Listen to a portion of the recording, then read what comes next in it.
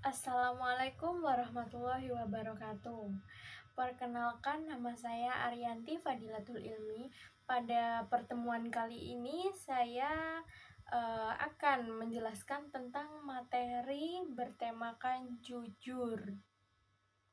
Untuk lebih jelasnya, mari kita simak video berikut. Pada pertemuan kali ini kita akan membahas tentang sifat jujur.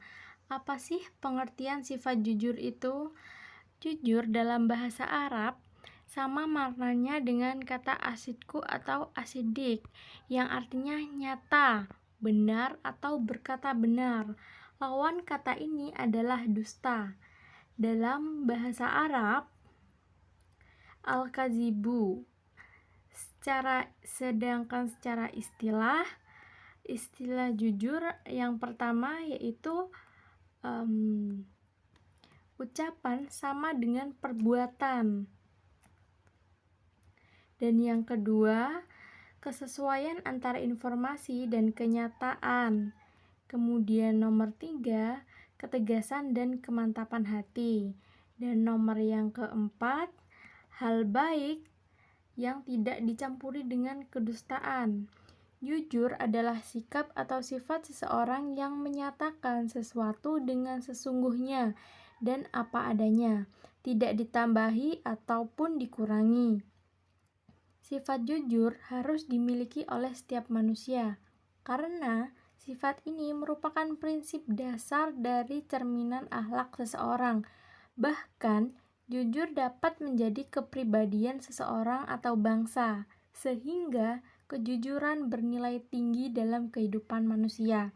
Sikap jujur merupakan salah satu fadilah yang menentukan status dan kemajuan perseorangan dan masyarakat. Dampak dari sifat jujur adalah menimbulkan rasa berani, karena tidak ada orang yang merasa tertipu dengan sifat yang diberikan oleh orang lain, dan bahkan orang merasa senang dan percaya terhadap pribadi orang yang jujur.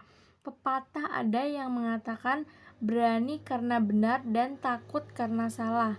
Sifat jujur tidak dapat dimiliki dan dilaksanakan dengan baik dan sempurna oleh orang yang tidak kukuh imannya. Orang yang beriman dan takwa, karena dorongan iman dan takwanya itu merasa dirinya wajib selalu berbuat dan bersikap benar serta jujur. Kemudian lanjut pada pembagian sifat jujur. Kejujuran menjadi buah bibir banyak orang.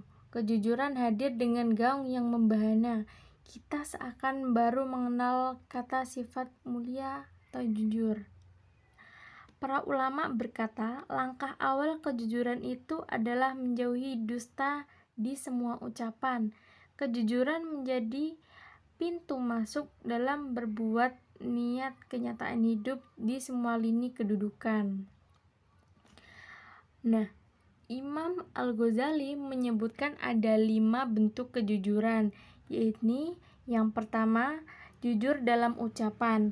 Tiap kata yang meluncur dari bibir dan lisan seseorang wajib membuat dan mengandung kebenaran, bukan gunjingan atau gosip dan fitnah. Jujur dalam perkataan adalah bentuk kemasyhuran. Setiap hamba berkewajiban juga menjaga lisannya.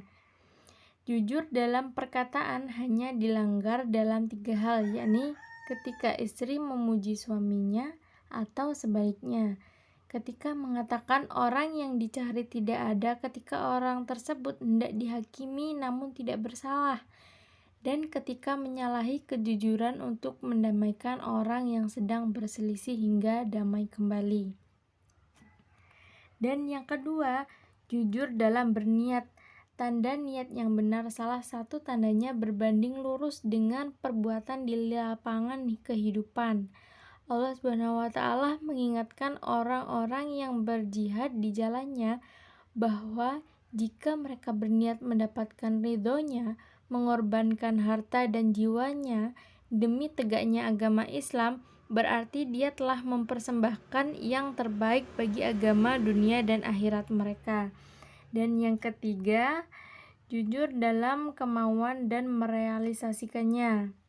Jujur dalam kemauan merupakan usaha agar terhindar dari kesalahan-kesalahan dalam menyampaikan kebenaran. Berpikir masak-masak sebelum bertindak, menimbang baik buruk dan dengan kacamata Allah adalah tanda jujur dalam kemauan. Kemudian yang keempat adalah jujur dalam menepati janji. Janji adalah hutang. Demikian kalimat yang sering terngiang. Karena hutang, maka wajib untuk dibayar sesuai dengan nilainya.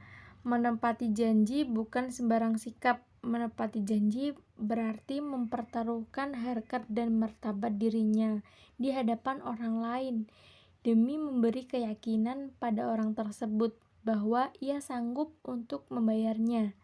Dengan sikap jujur, janji akan tertunai dan amanah akan dijalankan.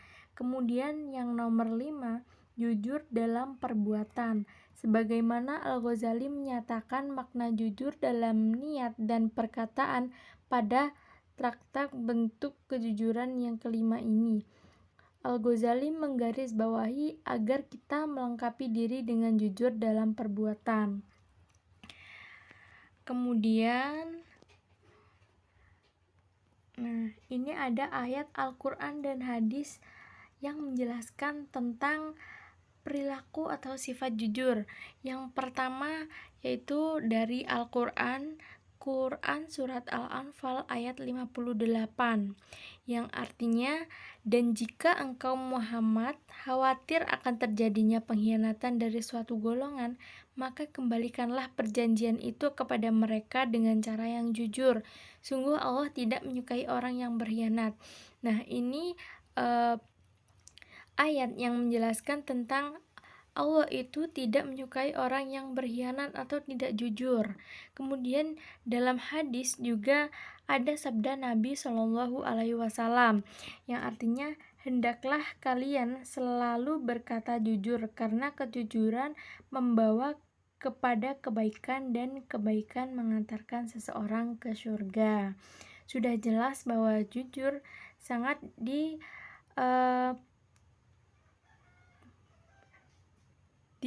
harus dilakukan. Kemudian ada manfaat perilaku jujur. Nah, sifat jujur ini harus diterapkan karena dengan menerapkan kita akan memperoleh manfaat. Dan manfaatnya yang pertama, perasaan enak dan hati tenang. Jujur akan membuat pelakunya menjadi tenang karena tidak takut akan diketahui kebohongannya. Kemudian yang kedua, pahala seperti orang yang syahid di jalan Allah. Rasulullah Shallallahu Alaihi Wasallam bersabda, barang siapa meminta mati syahid dengan jujur, maka Allah akan mengantarkan ke dalam golongan orang-orang syahid, walaupun ia mati di atas kasurnya. Dan nomor yang ketiga, selamat dari bahaya. Orang yang jujur walaupun pertama-tama ia merasa berat, akan tetapi pada akhirnya ia akan selamat dari berbagai bahaya. Rasulullah Shallallahu Alaihi Wasallam bersabda, berperangailah selalu dengan kejujuran. Jika engkau melihatnya jujur itu mencelakakan, maka pada hakikatnya ia merupakan keselamatan. Kemudian yang nomor 4, dijamin masuk surga. Masya Allah. Rasulullah SAW juga pernah bersabda, jika engkau ingin dicintai oleh Allah dan Rasulnya, maka tunaikanlah. Jika engkau diberi amanah, jujur jika engkau berbicara, dan berbuat baiklah terhadap orang sekelilingmu. Kemudian yang nomor 5, dicintai oleh Allah dan Rasulnya. Subhanallah, jika engkau ingin dicintai oleh Allah dan Rasulnya, maka harus mempunyai sifat jujur.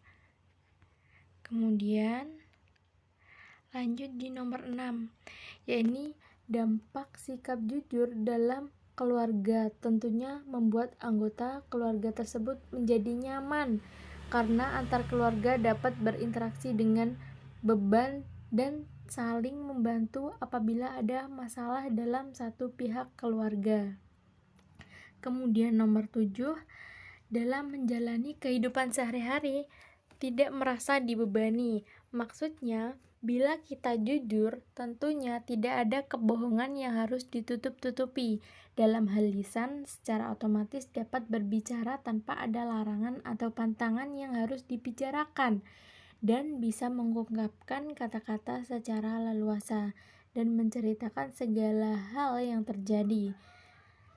Kemudian nomor 8, timbul rasa percaya diri pada diri sendiri.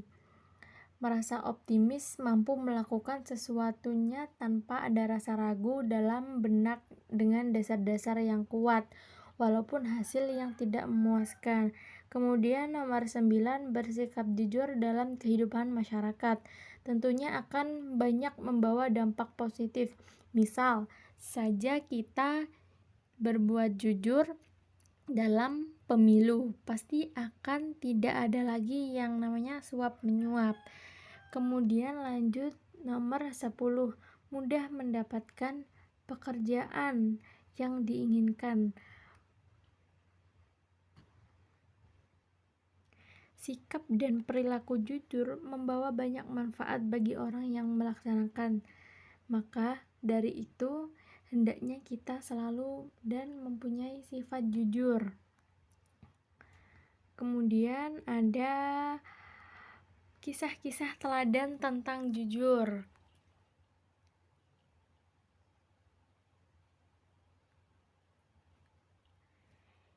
Yang pertama, kisah teladan kejujuran Nabi Muhammad SAW. Pada masa sebelum kenabian, Rasulullah terjadi banjir di Mekah yang mengakibatkan Baitullah Ka'bah rusak total. Penduduk Quraisy di Mekah sepakat untuk melakukan merenovasi Ka'bah bersama-sama. Nah, ketika renovasi sampai ke tahap akhir, terjadi perselisihan dalam menentukan siapa yang akan meletakkan Hajar Aswad di tempatnya. Setiap kabilah yang terlibat masing-masing merasa bahwa golongan mereka paling pantas dan paling terhormat untuk melaksanakan tugas tersebut. Perselisihan berlanjut ke arah baku hantam antar kabilah. Untunglah ada seorang tua yang bijak yang mengusulkan agar masalah tersebut diselesaikan oleh orang yang muncul pertama kali di pintu masjid. Mereka pun akhirnya sepakat. Dengan berdebar-debar, mereka pun menunggu. Tak lama kemudian, muncul Nabi Muhammad di pintu itu. Kemudian orang yang di tempat itu pun akhirnya bernafas lega, karena Nabi terkenal dengan panggilan Al-Amin, karena ia selalu berkata jujur dan menjaga amanah dengan baik.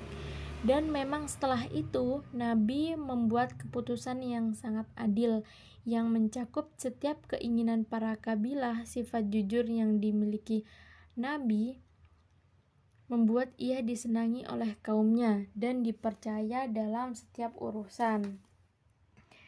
Kemudian yang kedua, kisah teladan dari Sabit bin Ibrahim. Suatu hari, Sabit bin Ibrahim sedang berjalan di pinggiran kota Kufah. Tiba-tiba ia melihat sebuah apel jatuh keluar dari pagar kebun buah-buahan.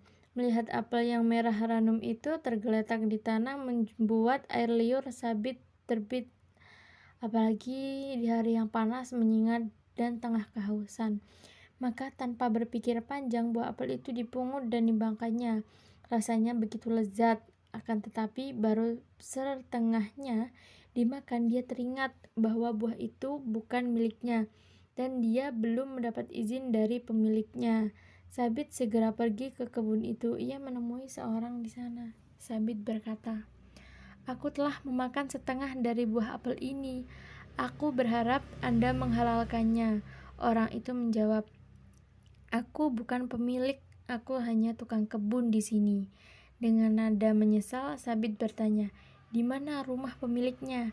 Aku akan datang menemuinya dan meminta agar dihalalkan apel yang telah kumakan ini."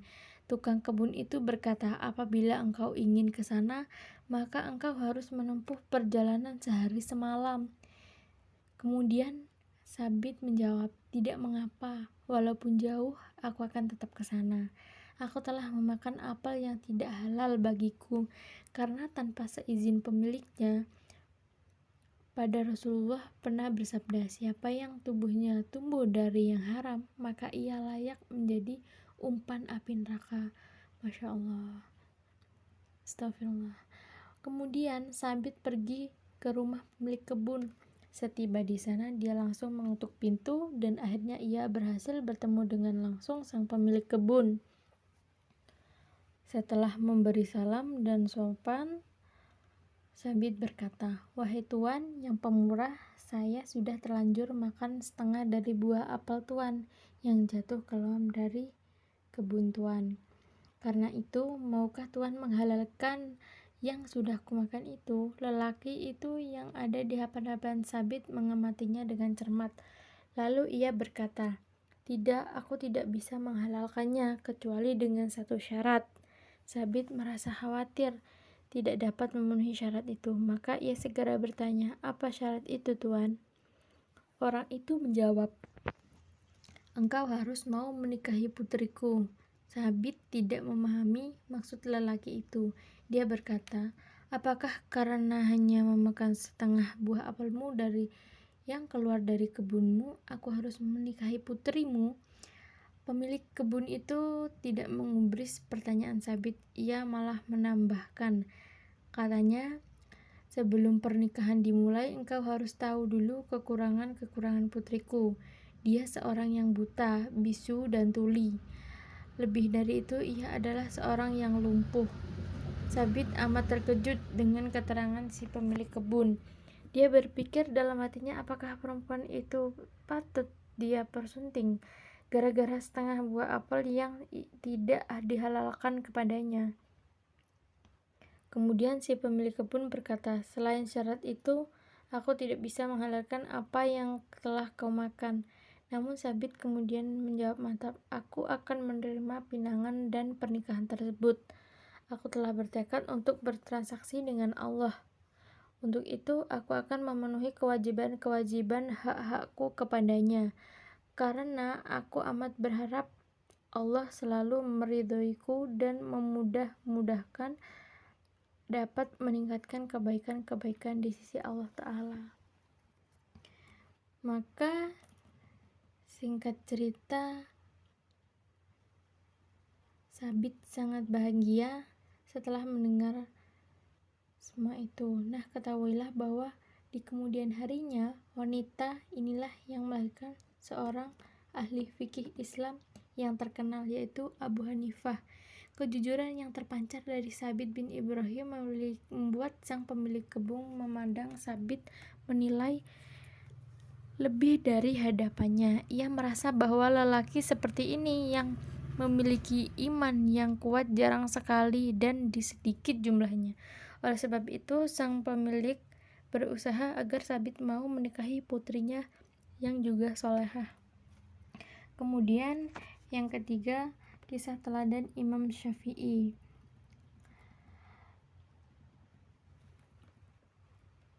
Di tengah perjalanan, Imam Syafi'i adalah seorang ahli fikih di dunia Islam. Ketika ia masih muda, suatu hari ia akan berangkat meninggalkan kampung halamannya untuk belajar kepada seorang ulama besar di kota. Ibu Syafi'i kecil memberikan bekal uang sebagai bekal untuk putranya di kota. Jumlah uang itu cukup banyak, jika dihitung dengan kurs rupiah bisa sampai jutaan. Uang tersebut disimpan di saku. Syafi'i berangkat bersama-sama dengan sebuah rombongan kabilah. Kemudian tiba-tiba di tengah jalan, rombongan itu dicegat oleh gerombolan perampok. Semua harta yang dibawa habis. Akhirnya tibalah giliran Syafi'i kecil digeledah. Ternyata perampok itu tidak berhasil menemukan apa-apa. "Hei anak kecil, kamu bawa harta atau tidak?" tanya perampok itu. "Ya, aku bawa di saku baju di balik bajuku," jawab Syafi'i kecil dengan polosnya sambil menyebutkan jumlah uang yang dibawanya. "Ah, mana mungkin anak kecil seperti kamu membawa uang sebanyak itu. Di tengah perjalanan, sang pemimpin perampok tampak gundah. Ia jadi tersentuh hatinya. Tadi menyiksakan kejujuran Syafi'i kecil. Kejujuran yang muncul dari Syafi'i kecil ternyata mampu meluluhkan hati para perampok yang hatinya kriminal, padahal bermula dari keimanan Syafi'i kecil kepada Allah.